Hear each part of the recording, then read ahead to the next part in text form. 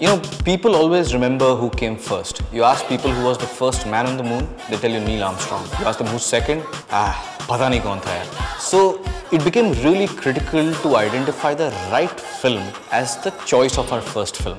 The safe option would have been to go for a classic college rom-com. You know, it's a youth film studio. That's a safe option. But safe is also really boring. That doesn't really go with the spirit of the studio, the vibe of the studio, the tonality of YFilms. And that's the reason we decided to take that and turn it completely on its head. Go with an anti-rom-com, and hence came in Luv Ka The End. As a film which completely captured the spirit, the tonality of the studio, very, very fresh in its approach, something that will really surprise you. I couldn't think of a better fit versus Luv Ka The End as the launch of the studio.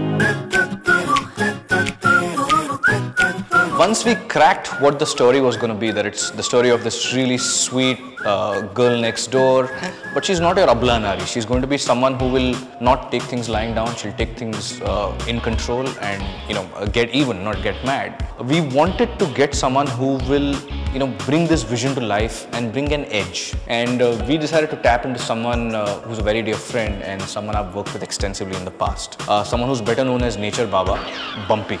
I remember first wanting to bring Bumpy in to meet Adi. The only question that Bumpy asked me was, "Yaar, will I have to wear full pants?" You know, like, it's okay, really. You know, go ahead, bring in your shorts. You don't need to shave. Just come in and be yourself, and that's what we're looking for. And that's where Bumpy came in, and it's wonderful because he really brought our vision alive. And I couldn't think of a better director versus Bumpy to really tell this story. What could have been just a simple, sweet story, he brought that YFilms edge and that newness and that freshness. And I see the small touches that he's added. Be it a small thing which is a character inside about someone who's restless. So wo baitha rahega, but he will not sit idle. He will be tapping his fingers or shaking his legs. And those are some of the smaller touches, and the wonderful sense of music that Bumpy brings to the table, being a fantastic musician himself, where Bumpy came in and really added a lot more to the story. So you see a lot of Bumpy in Luv Ka The End. See, Bumpy I have worked with a lot, and he is a very impromptu person. Randomly aake kuch bhi bolega, I want this, I want that. So in this film I face a lot of things. Bumpy would come, like as a DP you normally go a little earlier than time. So I would go at 7 in the morning, I'll light up the college and all. So there was a shot which was supposed to take in a certain way, in a particular axis. 8:45 Bumpy comes, he walks around, looks at the things and all everything. Bro, tell me one thing. Yeah bro, हम ये shot को इसके बजाय ऐसे करके ले क्या? So I looked at him, Bumpy, that means full lighting change. हाँ, करके देना मेरे को please 360. So Bumpy का क्या है? Every location, we are shooting real location, we didn't shoot on sets. All real location, he wanted 360 lighting from me. यार तो काम कर, मेरा कैमरा ऐसे करके जाएगा, ऐसे करके जाएगा और ऐसे करके जाएगा. बस हम ऐसे करके शॉट लेंगे, which is very good, which works for the film. That's fantastic. But as a DP, you are set with your lighting and all, and Bumpy will come. अच्छा काम करते हैं, इसको ऐसे नहीं ऐसे लेते हैं. तो ऐसे करके ना, that was good fun. Bumpy. The director. Our director. Yes. Of the film. Yes. Bumpy is not his real name, huh? It is Bumpy's real name. Real name. So anyone out there who thinks they know Bumpy's real name, send in your entries to us. To her. Us. To her. She's going to gift you. I'm out of this. Okay. He gives examples which are not textbook. They're not textbook examples. It's something he's made up. Something he's made up in his sleep. You know, he just brings it back and he explains to you, and you get it. You get it. I get it. She gets it. And I think he gets all his ideas from the games he plays on his iPhone. He just keeps playing. He just keeps playing the games. Especially on set, while we're shooting, we see bumps and he's on his he's on his iPhone, and you see the guy. He's like, yeah. Tell me, dude. Yeah, cut. No. Cut. No, I think that was good. Yeah.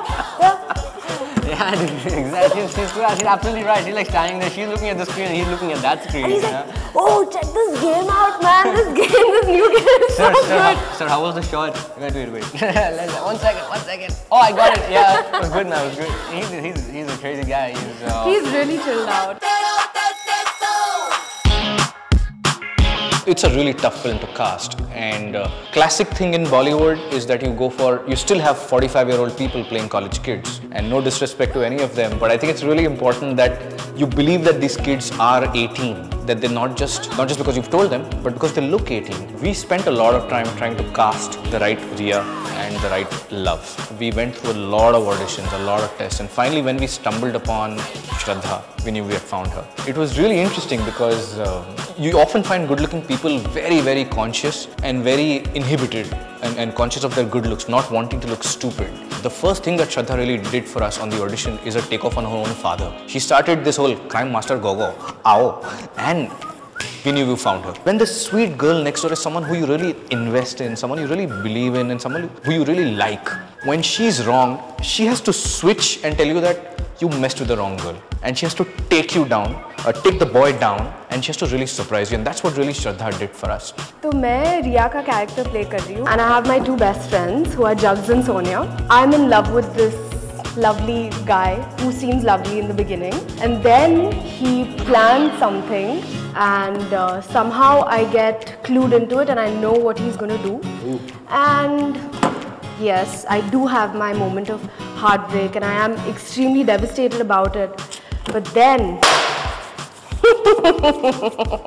yeah, that's what I do to him. Well, that's her two friends, and well, Along with my best friends, we completely kick his beep. And coming to the boy, that's I think one of the hardest characters really ever written, because it goes from this cool stud to someone who's completely making a fool of himself, wearing a ghagra choli in a song. That's not very easy to do. Not that I've tried it before, but and in the end, it's someone who has to be really menacing. He has to scare you, and that's when we stumbled upon Taaha. As an actor, Taaha is completely fearless. It's one of the best auditions I have seen ever. When you saw that audition, and we did the audition with the itching scene, and he killed it. He just completely killed it. When we saw that, we knew we had found Luv Nanda. Luv Ka The End, well, is where she destroys me, and she likes it.